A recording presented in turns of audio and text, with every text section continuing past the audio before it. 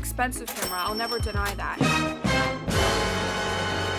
It's a beast. Cheap lens in any way, shape, or form. I'm not saying you have to buy the equipment that I own to get. If you grew up in a household with an Italian mother like me, forget about it. You don't need to be this close to the mic. The mic is good enough on its own. Now let's get into planning. I used to not plan my videos. I'm gonna be honest with y'all. It fully showed and my mind is completely blank.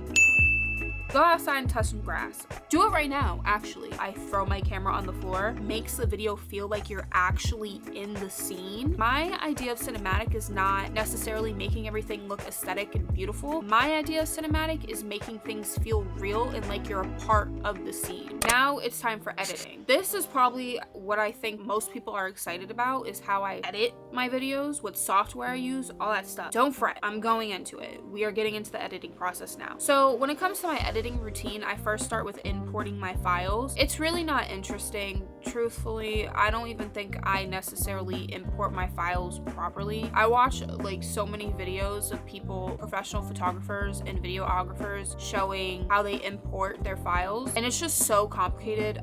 I just create a folder on my desktop and import the footage, and then I organize the footage into its own individual folders, and I just like run with that, and that's how I do it. It's not perfect, it's not detailed, but it's what I do, so there's that. So once I do that, I open DaVinci Resolve. DaVinci Resolve is my favorite editing software. When I started in the beginning, I started with CapCut, then I got Premiere Pro, and I used Premiere Pro for a while. I just couldn't do it anymore. I'm gonna be honest, I couldn't. I was so tired of it constantly crashing on me.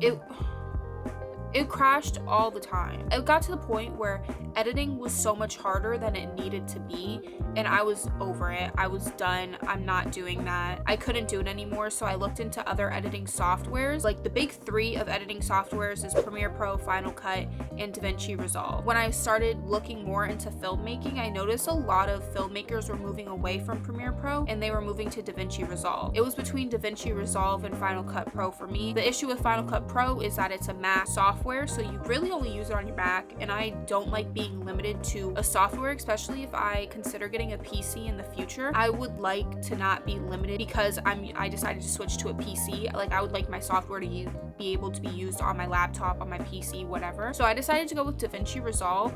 The best part about DaVinci Resolve is the fact that honestly a lot of it is free. A lot of the program is free. I edited multiple videos with the free version. It's great. I have truthfully no complaints at all. So that's the program that I currently use. And the paid version, I believe, is $295, and it's a one-time payment. It's not an annual fee. It's not a monthly fee. It's a one-time payment. They update it all the time. I got it a couple months ago and they've already done 2 updates. I want to go into my personal editing rules, and I have about 6 of them. Not a lot. Stay with me. Every 30 seconds, I include a sound effect, an animation, or some type of panning in a video. A sound effect is basically like a ding, a swoosh. Those are like the ones that I use commonly. I often use paper animations, some type of drawing, something like that. Or panning is when I say something usually funny or I make a face, I zoom into my face. That's what I just call it panning. I like that to be done every 30 seconds to make the video entertaining. I also include, like for animations, that also includes GIFs and memes. It just makes the video more engaging and less tedious, and I don't like keeping the same songs for a long period of time. I like changing my songs every 2 minutes. I used to pick one song and just replay it throughout the video, and I realized that made the video not entertaining. Even if you were doing something completely different, keeping the same sound and the same song kind of tricks the brain into thinking that you're watching the same thing, when in reality you're not. You're just listening to the same song, but it gets really tedious. And for every transitional clip, which usually they're just B-roll clips, if you watch any of my videos, sometimes I'll just have like in between 2 different sections of a video, I'll have like a video of my cats, or I'll pan to a video of my bookshelf, something like that. I like to change the songs within that period. It also helps the viewer understand that now we're moving on to a different point. Sometimes I'll just transition to a different point. I'll add a swoosh sound. Sometimes with the animations, like the paper ripped effect, I like it. For some videos, I feel like it's too much and it takes away from the video. My last cleaning video, I wanted to be like a cinematic type video. That's why it was really important for me to not use those paper transitions and use B-roll clips, and just to play around with B-roll clips. every movie, every show that you watch uses some type of B-roll where they just transition with a clip, like an aesthetically pleasing clip, and go to a different part of the show or the movie. For another rule, I make it a point to show my face in at least some part of my video. I think the viewer's experience is the most important thing. I think it's very important to make the experience as enjoyable as possible and as personal as possible as a content creator and a YouTuber. So a lot of times I like to show my face just so someone knows that there is someone filming this video and you are seeing a glimpse into this person's life, which is my life. So I make it a point to show my face in at least some part of the video. And another rule that I have is my videos used to be really long. I think my longest video was like a 40-minute video. That video did not need to be 40 minutes, so I kind of try to cut tedious clips out. You'll see that I speed up clips where I'm just doing something tedious, especially if I'm not changing the frame. So speed that up and I make sure the clip is about 30 seconds or less. I think the most I'll do is 45 seconds. I'm able to keep a tedious clip, but it's not going to be too long, and I just speed it up, and usually that works fine. I try not to do that too much because personally I just don't think it looks that good, but it is another rule that I have. Like, I've been talking for 10 years. Oh, let me start going into the process of editing. So I go through 4-step process when it comes to my editing process. So first is rough cut. Rough cut is the bane of my existence. I hate rough cut with every fiber of my being. Rough cut is the most boring process of editing. I don't give a fuck. I hate rough cut. It takes me forever to do it. It's brutal. It's boring. The video is not entertaining during rough cut because I don't add any of my cute little sparkles and gems and all that stuff to it. So rough cut is super boring, and my video isn't color graded. So half the time I'm just like looking at these clips that are in S-Log 3 and they're just grayed out and boring, and I just sit there and stare at them and listen to myself talk, which by the way, I hate doing that. I never like hearing my voice, and I try to rush through editing so I don't have to hear it. But rough cut is basically me just looking at myself, listening to myself, and I think it's so boring and unentertaining. I just go through the process of rough cut, and I'm surprised that people actually watch my videos. Rough cut is literally just what it sounds like. You're just cutting down the clips. Usually what I do, since I pre-plan my songs and pick them before, I match the clips and the changing of clips to the beats of the songs. That's all it is, and that's what I start with. It's boring. There's nothing entertaining. You're just shortening clips, cutting out pieces you don't like, listening to yourself talk, and taking out the parts where you just look like an idiot. Or in my case, leaving them in because that's how I choose to edit. Next, I add in my animations, memes, GIFs, all that stuff. A lot of times I do watch my videos back and memes and GIFs like pop up in my head. So I'll add notes to insert GIFs or insert a meme here. I go through the whole video, and if I have consistent animations, like if I'm filming in steps and I'm like, step 1, vacuum the floor, step 2, clean the table, things like that, I'll make sure to put those consistent animations in it. Or I just go through, read my notes, and put any animations, memes, or GIFs that popped up in my head. But this part is the most fun for me, I'm gonna be honest with you. Like adding the animations, the GIFs, the memes, this is where the personality comes in. So this is like the personality cut. The first cut is the rough cut. This is the basic, every YouTuber has to do rough cut. Some YouTubers stop at rough cut. Some do that. Some don't add no flair, don't add no swag, don't add no fly to it. It's none of my business. It's their choice. I like personalizing my videos because guess what? It's crazy, but this is my YouTube channel. So I like adding whatever I freaking like to add. Adding little glitters and sparkles. After the animations, I start messing with the audio. With DaVinci Resolve, they have a setting where you normalize audio levels. So I'll do that. I'll go to normalize audio levels and like set it to the YouTube setting, and I'll pick independent because it'll independently choose each clip and change it based off of if a clip's too quiet, if a clip's too loud, things like that. Most editing softwares have like that little corner where it shows how loud your clip is. I personally like my videos to be from -10 dBs to -12 dBs, so I try not to let it go above or lower than that. With the sound editing, I just go through, normalize the levels, see if you could hear my voiceover, if you could hear a sound effect, if you could hear my clip, things like that. For example, if I have a voiceover and I'm talking in a clip, I make sure that the song that I have under it stays under. Like, I check the media mixer and I make sure that my voiceover sound is -10 dBs. It's gonna have to be lower than that. And like, I don't want my voiceover to be -10 dBs and then see my song be -5, because at that point the song is over my voiceover. It needs to be under. So I lower my song, and that's what I do.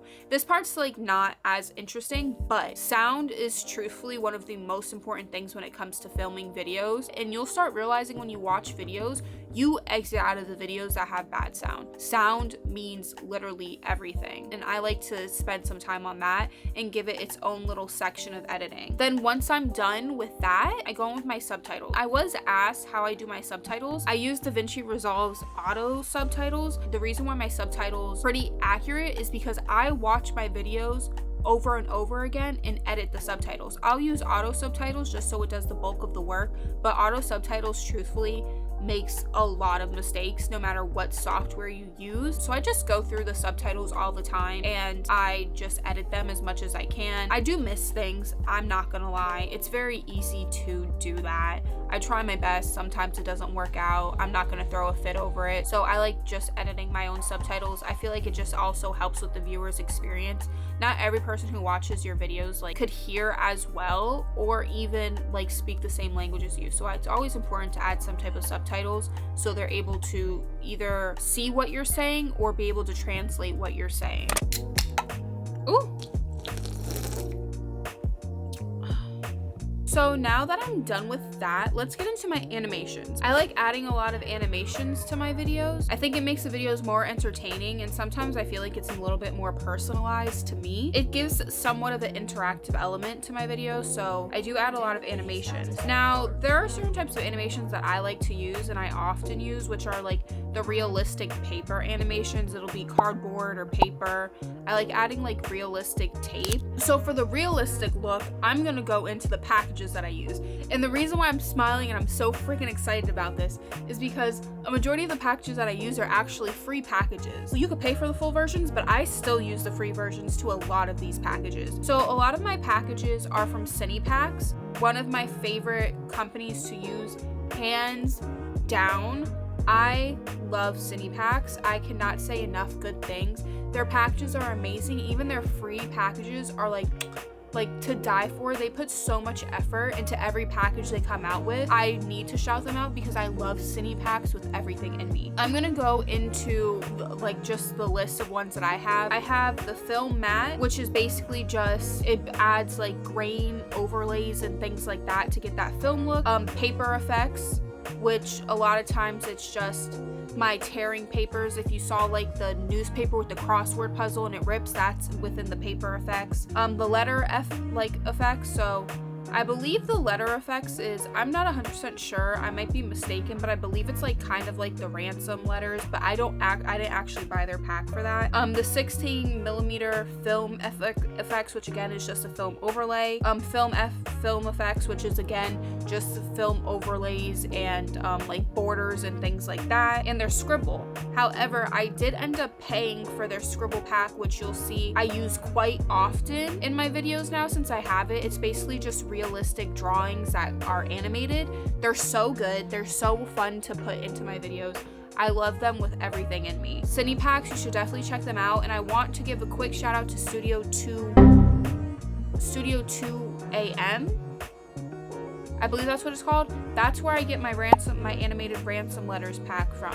They're amazing. Love them too. You could get multiple symbols, letters, you could have them animated, you could just get the PNG cuts. They're amazing. I have nothing negative to say about Studio 2 AM either. I just use mostly Cinepacks because they have so many free packages. Now, all my animations are not necessarily from packs. I do like to animate some drawings, more specifically sometimes I'll have like animated fonts within like title cards and things like that. So I'm just gonna go quickly into those. All of my drawings, mostly all my animated fonts besides the Ransom letters, and my drawings that I draw on title cards, things like that, are hand drawn within Procreate. Procreate has a new app called Procreate Dreams where you could create animations. I have it. I have not used it. It's kind of a beast of its own, and I know how to do simple animations within Procreate, so I rather just tell you how I do it in Procreate. Procreate, I believe, is still a one-time payment. I think it's worth the money. It's amazing. I'm not the best at drawing. I never have been that good at drawing. If anyone's actually seen my handwriting, they'll know that I probably am not that good at drawing if I can't even write a letter properly. Brother, what's that? What's that, brother? But I do what most people don't want to admit to doing. I trace drawings. And no, I don't trace copyrighted drawings or licensed drawings. I always look up license-free drawings. There's no license on them, and I always change up the drawings just a little bit. I just need the basic structure of most drawings, but I usually change them up and add my own flair to them. I don't use any or trace any drawings that are behind a paywall or anything like that. If someone creates a drawing or creates an animation, they deserve the compensation for that and they will get it. I will not steal from them. I refuse to do that. The creative field is just like a beast of its own, and I don't think anyone should go through the struggle of having to fight over the rights for their own product. So I use license-free things, but I always change them. I'm gonna do a voiceover for how I animate fonts and things like that, just because that's gonna be a lot easier. Hello, voiceover Lexi here. I wanted to talk about how I animate the fonts for my videos, so let's get into it. When it comes to animating fonts, I start with just opening up Procreate and creating a new file. Nothing too complicated. I add whatever text I want to animate, and then I choose what font I want the text to be. Once I'm done messing with the size of the text, I choose what brush I want. Once that's done, it's time to get to animating. Procreate is really cool because it has an animation assist option, which makes the animating process 100 times easier. Once animation assist is on, I start tracing the text. I do this at least 3 times to get the animation look that I want. I find that if you just do 2 layers, the text doesn't look animated at all. So in order for the text to look animated, you would have to do at least 3 separate tracings or 3 separate layers. And I want to emphasize that you do not need to trace it perfectly. If you trace it perfectly all 3 times, it will not look animated. It'll just look like a still text. So be as sloppy as you want. You know, the first layer could look nice. Layer 2 and 3 don't gotta look that nice, okay? If you want it to look animated. Once I'm done with my 3 layers, I play it and I see if I like how it looks. If I like how it looks, I export it as an animated GIF. I usually export it at 4 frames per second, but you could change that to whatever you want depending on the look that you're going for.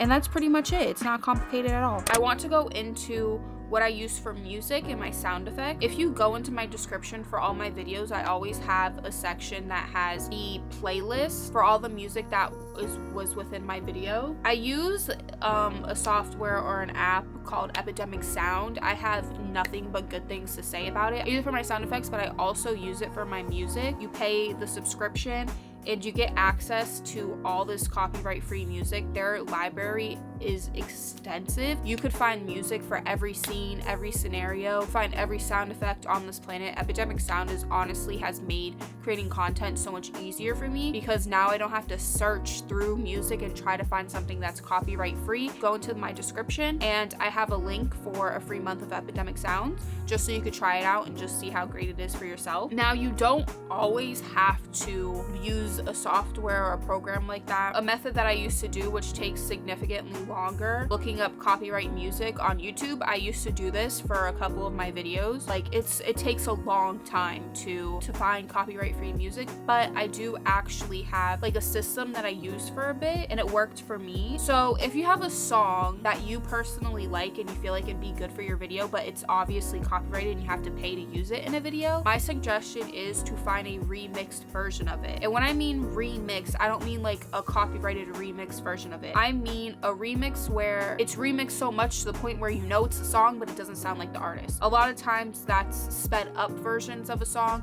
or even slowed down.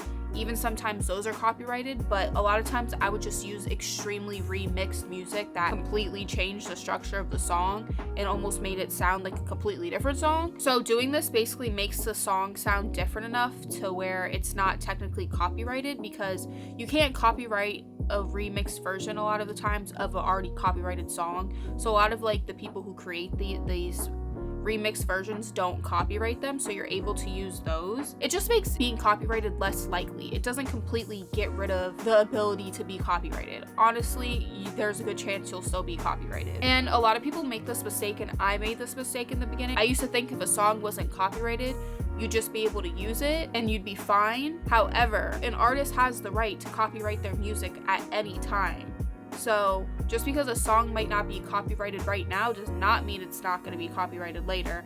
And once it's copyrighted, YouTube's going to tell you to remove it. Just beware of that. You may be like, oh my god, this is my favorite song, and guess what, it's not copyrighted. How lucky am I? Guess what, if it gets big, or if the artist has the money for it, they can copyright their song. So don't get too excited. Now getting into thumbnails. My thumbnails suck. I'm actually surprised that anyone asks me questions about my thumbnails, because I think they are terrible. Most of the time when it comes to thumbnails, I just screenshot parts of my videos, like clips from my videos, and I just test them out. Sometimes I'll have a thumbnail that has multiple clips in it, and sometimes I'll have a thumbnail that's just one frame of my video. I have been in the process of trying to plan thumbnails, but it's still very difficult and I still struggle with it. I'm a human being. It's the one thing that's honestly taken me the longest to learn, and it's driving me insane. One day I will get better at that. So I use two apps for my thumbnails. I use Canva and Procreate. Those are like, honestly, if you want to get into content creation, those are the two apps that really you mainly need to use. For Canva, I just throw all my screen grabs into like a file on Canva. Again, sometimes I'll do a collage of different screen grabs, and a lot of times I tend to not do that and I stick with just the one frame thumbnail. The reason why I choose one frame is because I usually like the look of one frame, and I feel like with one frame there's an element of surprise. Sometimes when you do a collage that has multiple frames, like I'll look at the thumbnail and I'll be like, wow, I literally basically showed my whole video in that one thumbnail, and I tend to not like doing that. So a lot of times I like to be a little mysterious with it.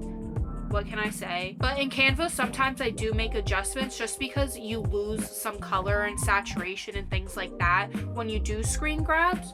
So a lot of times I adjust the exposure and the saturation. Those are the two things that seem to go away when you do screen grabs. So I just try to fix that. Then I'll look for a font. A lot of times I actually use the suggested fonts that are on Canva, but for my getting out of a funk thumbnails, I use Shrinkhand. That's a free font that's on Canva. So I plan out my titles ahead usually, and I'll just put the title in, and a lot of times I like using Shrinkhand. I just think it's a pretty font, but I've been testing out different fonts. I'm still in the beginning of like my content creation YouTube journey, and I take advantage of that by testing out different fonts and different thumbnails and things like that. But a lot of like the editing that's done is done in Procreate. This is where I do like my tracings, my arrows, my drawings. I outlined the title, I like traced my body, like did arrows pointing at the trash and things like that. That's what I do in Procreate. Adds oomph to the thumbnails. It makes them more eye-catching seeing the tracings. For the tracings and the brushes and the stuff that I use, the ones that I use off of Procreate are the ones that are free on Procreate. So it's the Studio Pen, the dry ink pen, the 6B pencil, and then the marker. And I also just want to go into some tips where I export my thumbnail from Canva and I want to send it to Procreate. A lot of times I export it as a PDF. That's where it seems to have the best quality for some reason. That's just what I noticed. This is just my personal tips. And when you're on Procreate, always add a different layer. Don't draw on the original layer, add a second layer, because when you make a mistake, you're able to erase it and not completely erase the picture.